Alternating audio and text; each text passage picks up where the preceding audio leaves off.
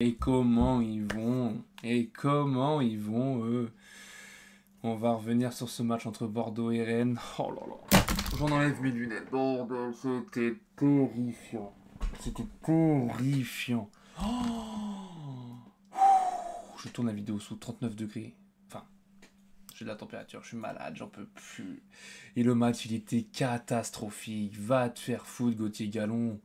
Mais qu'est-ce que t'as été nul en première mi-temps? Mais qu'est-ce que t'as été nul? Si peu rassurant. Oh là là, le but, il vient de toi encore une fois. Oh là là, t'as un dégagement catastrophique, digne de Superman, là. Oh là là là là là là là là, tes passes, ces relances au pied. Alors, avec mon anda, je pensais qu'on avait touché le fond, mais avec Galon, putain, on a trouvé du pétrole carrément. C'est terrible. Oh, quel... Oh. Vite, vite, un Messier à... Même à Arnaud Tenas, ramenez-nous un gardien vite cet hiver là, parce que je pense que ça, là on va pas pouvoir faire 6 mois encore avec deux petites biquettes comme ça sur le banc. Le seul point fort de la première période, ça va être ça, rien, R-I-E-N, rien. Catastrophique. On a fait jeu égal avec une Nationale 2 pendant 45 minutes. On avait le même niveau de jeu, que ce soit dans les erreurs techniques, que ce soit dans les combinaisons, dans les passes, on faisait que des passes. Voilà, on faisait des passes, on faisait des passes.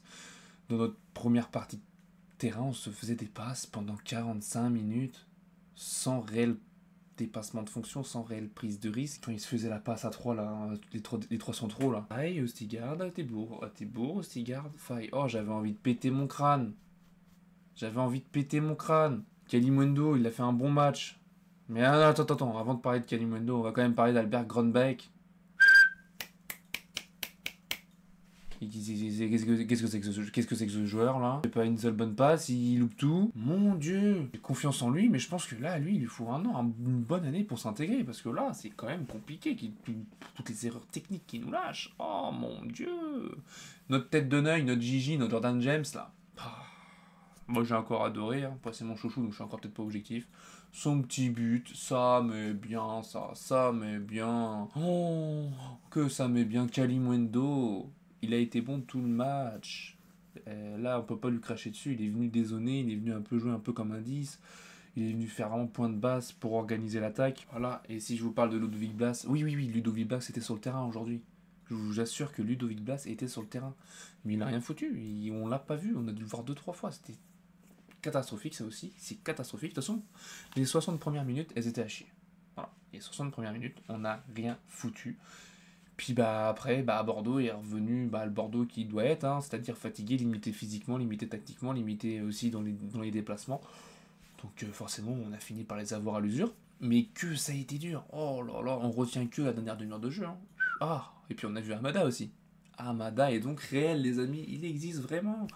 3 mois après son arrivée, Amada a enfin joué 9 petites minutes avec le Stade Rennais. Bon, il va peut-être repartir directement à ce mercato d'été, mais au moins on l'aura vu 9 minutes. Et, en vrai, je trouve qu'il avait un bon volume de jeu. Après, c'est contre une N2 fatiguée, donc on peut pas en faire vraiment un vrai débrief, un vrai analyse, parce qu'il y a quand même 4 niveaux d'écart entre les deux équipes. Forcément, heureusement qu'on était au-dessus au bout de 60 minutes. Mais que au bout de 60 minutes. Hein. Moi, je retiens aussi la belle passe de Jota pour Kalimundo.